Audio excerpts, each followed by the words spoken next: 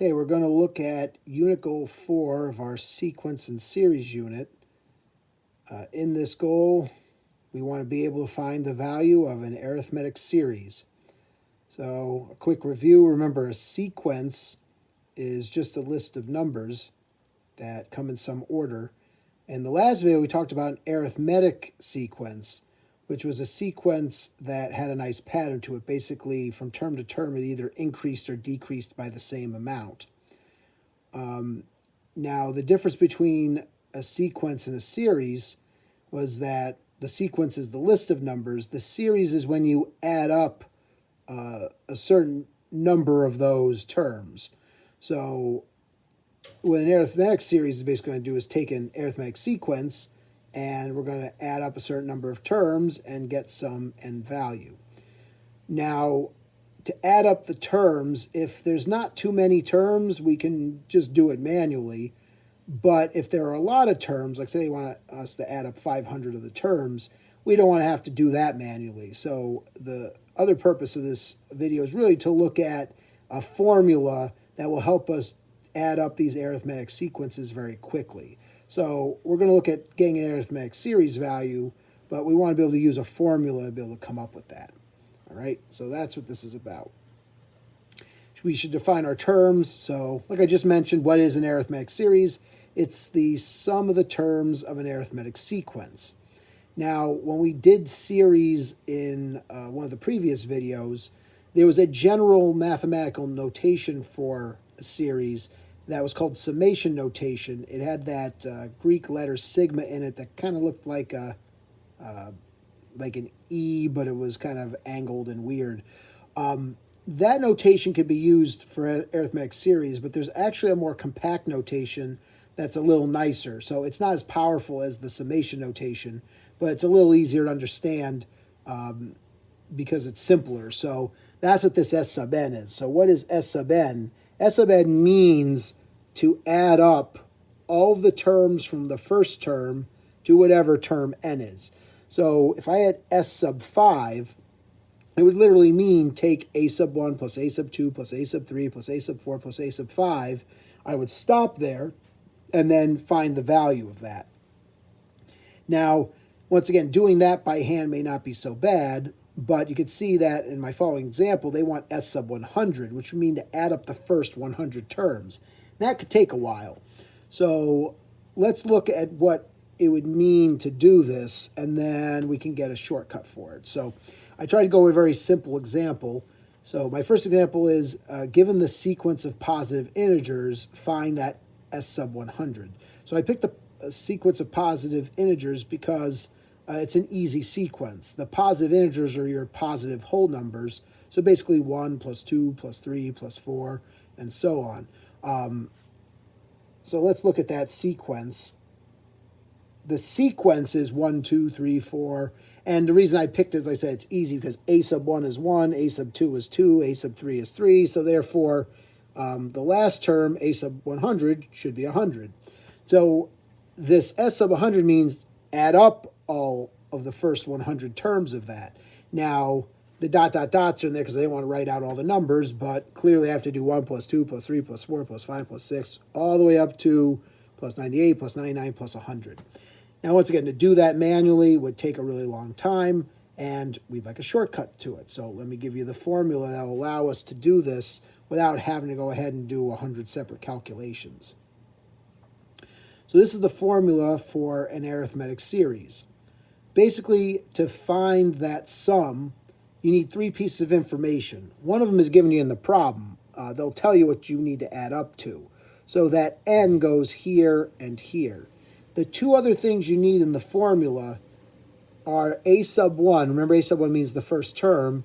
And d is the common difference. That's what you have to jump up to get from term to term.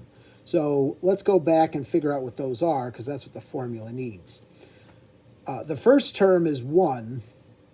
And coincidentally, the common difference is also 1, because every term goes up by 1. So keep in mind that this is just coincidence because I picked a very simple example. The first term and the common difference are normally not the same number. In this case, both values are 1. So using this formula, I should be able to add up the first 100 integers. So let's look at how that turns out. And I can do it without having to actually do it manually. So plug in everything I know. Well, S sub 100, I want to have the first 100 terms. Go put 100 here and here. The first term is 1, so I'm going to put that here. And the common difference is coincidentally also 1. So all these are numbers. I just have to figure out what they are. Well, 100 over 2 is 50. 2 times 1 is 2. 100 minus 1 is 99, and 99 times 1 is still 99. So I just need to figure out what's 50 times 2 plus 99, what's 50 times 101, and 50 times 101 is 5,050. So I just add up the first 100 terms without having to sit with a calculator and put in 100 different numbers with plus signs between them. So I think this formula is kind of nifty. Now, if you don't believe me, you could go and actually do it. And no surprise, you'll find out you get this answer. So you probably don't want to do that. So you can just trust this formula. This formula will add up however many terms you want in an arithmetic sequence from the first term to whatever term you want to end with. All right. So this is basically how you use that formula. I'll do just a couple other examples to make sure you got the idea. So this video will be kind of short. It'll be done in a couple minutes. So let's look at 2 more examples. First example is a twist on the first one. Find the sum of the first 20 positive odd integers. So what's changed here is really just the common difference and how many terms I want to add up. So once again, this is a simple sequence. The first 20 positive odd integers look like this: 1, 3, 5, 7, 9, and now they keep going. I'd have to list out 20 of them if I were to do them by hand, but I don't even need to know what the rest of the terms are. I don't have to know what the 20th term is to do this. Basically, remember, for a formula, all I need is the first term, which is 1, and the common difference, which is 2, because these are jumping up by 2, or you could subtract 3 from 5 or 1 from 3 to figure it out, like I showed in the last video. All right, with this information and knowing the n is 20, I'll find the sum of the first 20 positive odd integers. So here's the formula. Here's what everything plugged in. I want S sub 20. That's what this means. So I want, of this sequence, the sum of the first 20 members. Plug in the 20 here and here. Plug in the first term, which is 1, and the common difference, which is 2. All of this, I just have to figure out what it is. So 20 over 2 is 10. 2 times 1 is 2. This comes out as 19, and 19 times 2 is 38. 2 plus 38 is 40. 10 times 40 is 400. So the sum of the first 20 odd integers is 400. And I didn't have to go and put 20 different numbers into a calculator. One last one. They give you just some general sequence because I've been naming them by even integers and all that stuff. Sometimes they just give you some sequence. So here they want me to do S sub 30. They want me to add up the first 30 for this particular sequence. So I need information about this sequence. The pertinent information is the first term, which is clearly there, 5, and the common difference. Hopefully it's not hard to see these are jumping up by 4.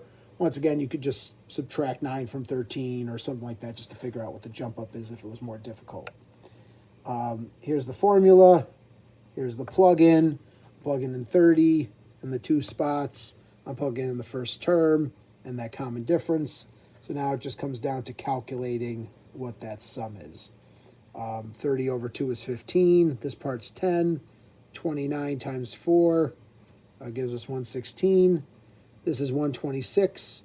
And 126 times 15 is 1,890. So I just added up those first 30 terms. And like I said, I didn't even know what the 30 terms were. I just had 3 of them because I had the first term, the common difference, and how many I wanted to add up. There's my sum. Once again, you don't believe it, you can create the entire sequence and add it up manually, but you don't have to. This will do it for you. So there's 3 examples. Hopefully that's sufficient for you. Go to the homework, try it out. There's just 3 problems there, so it shouldn't take you long at all. In fact, it's nice. It's a short video. It's coming in under 10 minutes. All right? Take care. Be safe.